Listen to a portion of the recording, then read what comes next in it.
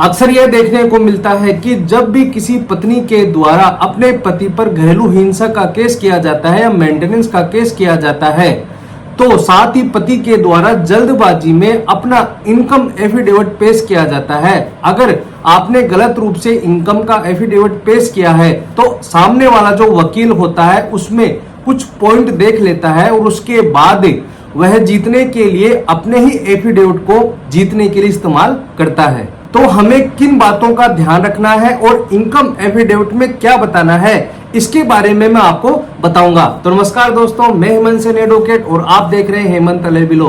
दोस्तों, अगर आप मेरे से जुड़कर रहना चाहते हैं तो प्लीज चैनल को सब्सक्राइब करें और बेल आइकन को जरूर दबाएं। अगर आप मुझे फेसबुक पर देख रहे हैं तो पेज को फॉलो जरूर करें ताकि ऐसे नॉलेजेबल वीडियो मैं आपके पास लाता रहूं। आपने जो कोर्ट में इनकम एफिडेविट दिया है उसका ये मतलब होता है कि जो आपने शपथ पत्र पर जो जानकारी दी है वह बिल्कुल सत्य है। आप जो कमाई कर रहे हैं वह बिल्कुल सही कर रहे हैं। आपके द्वारा जो जानकारी दी गई है वही सत्य व सही है। आपको मैं दोबारा से बता देता हूं कि इनकम का शपथ पत्र देने में आपको जल्दबाजी नहीं करनी है। अगर आपके द्वारा जल्दबाजी की जाती है और जो बातें आपने लिखी है उसे सत्य माना जाएगा। आपकी जानकारी के लिए बता दूं कि अगर कोई भी व्यक्ति शपथ पत्र पर गलत जानकारी देता है तो उसके खिलाफ सीआरपीसी के सेक्शन 340 के तहत कोर्ट कार्रवाई भी कर सकती है।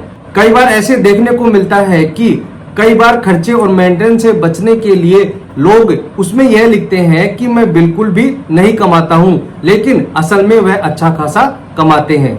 आपको आगे यह ध्यान रखना है कि जब भी आपके द्वारा इनकम एफिडेविट दिया जाता है तो आपको किन किन बातों का ध्यान रखना है, साथ ही उनमें किन किन बातों का वर्णन करना है, साथ ही आप किस प्रकार से आप अपना बचाव कर सकते हैं। आप वीडियो के अंत तक बने रहें। अगर आप पति हैं, अगर आपको इनकम एफिडेविट देना है तो आप इन झूठी बातों से बचें।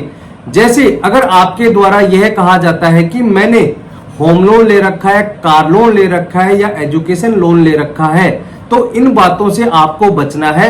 यह आपकी लिविंग लाइफ स्टाइल को दर्शाता है और आपके खर्चे को भी दर्शाता है, तो इसलिए इन बातों को लिखने से आप बचें। आपको यह लिखना है कि घर में मेरे माँ बाप है, बहन है और छोटा भाई है, उनका एजुकेशन का खर्चा, उनकी सारी जिम्मेदारी मेरे पर है।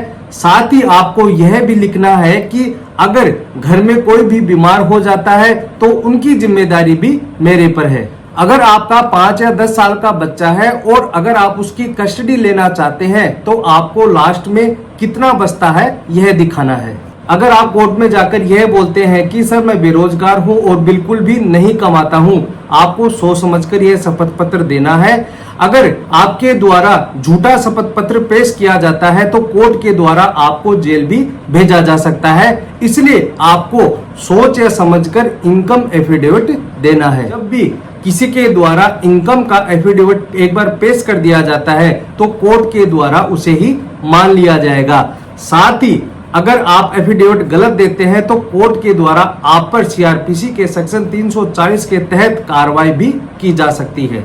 दोस्तों, आज के लिए इतना ही। मैं उम्मीद करता हूं कि आपको ये वीडियो समझ में आ गया होगा कि जब भी आपके द्वारा इनकम का एफिडेविट यानी शपथ पत्र दिया जाता है तो उसमें किन किन बातों का ध्यान रखना है। आपको अपना जो खर्चा है वह ज्यादा नहीं दिखाना है, सही बातें लिखनी है, आप पर किन किन व्यक्तियों की जिम्मेदारी है वह बताना है। साथ ही शपथ पत्र में जो बातें आपने लिखी है वही कोर्ट में मान्य होंगी।